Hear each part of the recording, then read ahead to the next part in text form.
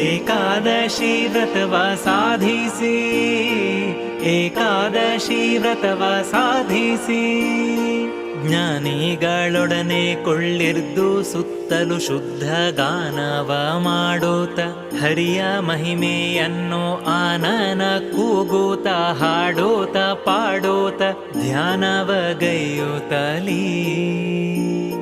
ಮಾನಸ ಪೂಜೆಯ ಒಳಗೆ ರಚಿಸಿ ಮೇಲೆ ಕಾಣಬಾರದಂತೆ ಪ್ರಜರುಗಳಿಗೆ ತೋರಿ, ನಾನೆಂಬೋ ಅಹಂಕೃತಿ ತೊರೆದು ಮಗುವಿನಂತೆ ಶ್ರೀನಿವಾಸನ ಒಲಿಸಿ.